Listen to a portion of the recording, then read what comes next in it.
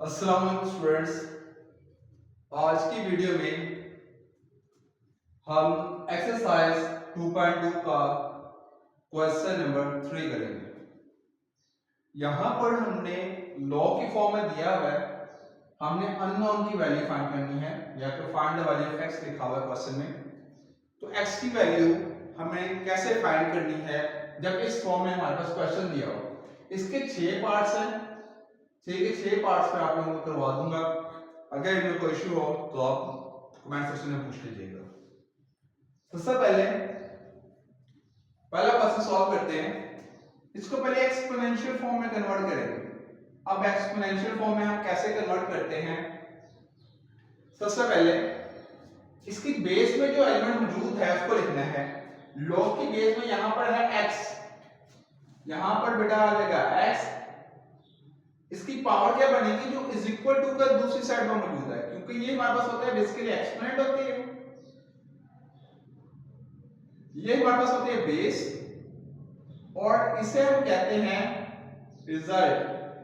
तो सबसे पहले हमें लिखना होता है बेस को, फिर एक्सपोनेंट, एक्सपोनेंट क्या बने 3, फिर रिजल्ट क्या है 64। अब हमने क्या करना है, पहले या फिर बेटा अगर हमारे पास x देखना है एक्सपोनेंट में मौजूद है या बेस में मौजूद है, यहां पर x बेस में मौजूद है, तो सबसे पहले हमें देखना है, हमने पावर सेव करनी है। अगर बेस में मौजूद ना होता, अगर ये एक्सपोनेंट में मौजूद होता तो मैं क्या करता, बेसिस को सेव करता, लेकिन यहाँ पर x क्या है बेस में मौजूद है, तो मुझे पावर को सेव करना पड़ेगा ताकि x की वैल्यू निकाल सकूं।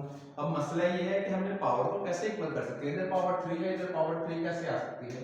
तो अगर हम देखें कि हमारे पास 64 होता है 4 मल्टीप्लाई बाय 4 मल्टीप्लाई बाय 4, यानी कि हम 4 को अगर 3 टाइम मल्टीप्लाई करें तो मेरे पास आएगा 64। तो 3 टाइम मल्टीप्लाई हो रहा है तो इसकी पावर आ जाएगी 4 की पावर 3।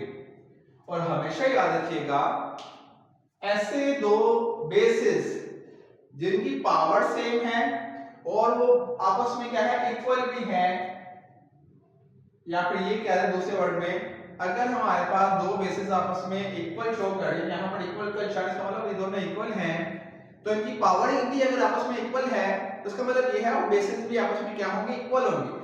पावर सेम है तो बेसिस भी आपस में क्या होंगे, इक्वल होंगे। तो x इक्वल टू यहां पर क्या आ जाएगा 4। ये फर्स्ट हो गया हमारे पास सॉल्व। अगर हम नेक्स्ट बात करें तो नेक्स्ट हमारे पास क्या है, सबसे पहले हमें देखना है बेस क्या है। बेस हमारे पास यहां पर 5 है,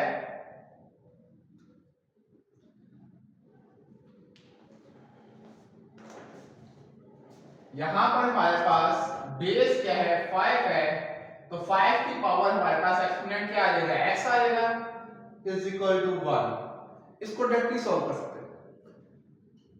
यहां पर अगर बेस 5 है, क्योंकि यहां पर अब एक्सपोनेंट है में x आ रहा है जो उसकी वैल्यू हमें फाइंड करनी है, तो एक्सपोनेंट तो सेम नहीं आ सकते, हमें बेसिस को सेम करना पड़ेगा। लेकिन यहां पर तो 1 है, यहां पर बेस मुझे 5 लानी है। अब 5 कैसे लाऊंगा? अगर आप देखें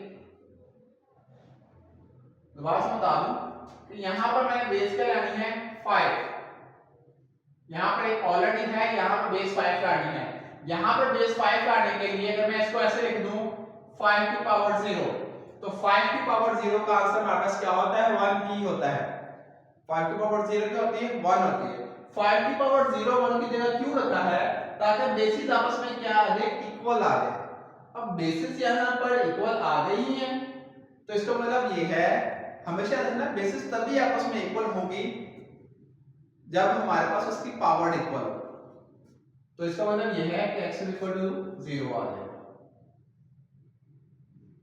यानी कि अगर x की जगह पर हम 0 रखेंगे तभी ये दोनों बेसिस आपस में इक्वल आ जाएंगे, तो 5 की पावर 0 इक्वल टू 5 की पावर 0।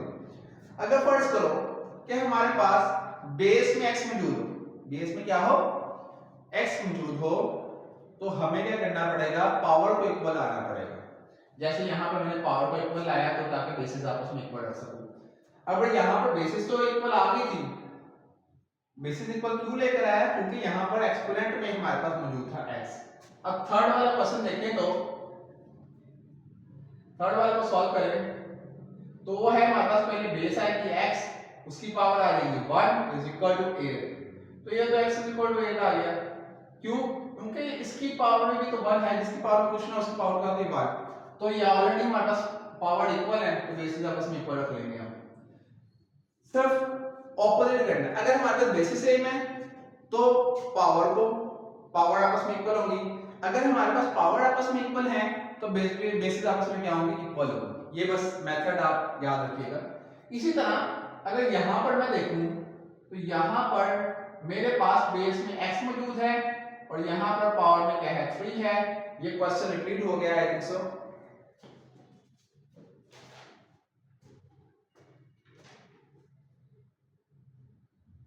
यहां पर बेटा आएगा log बेस में 10 है, x इज इक्वल टू -3 है।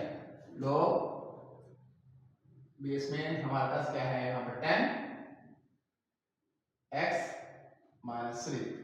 अब यहां पे बेटा क्या है, बेस में 10 है,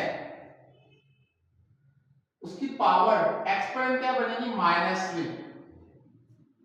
अब बेस के हमारे पास पावर आ गई है -3, यानी कि 10 की पावर -3 इज इक्वल टू आ जाएगा x।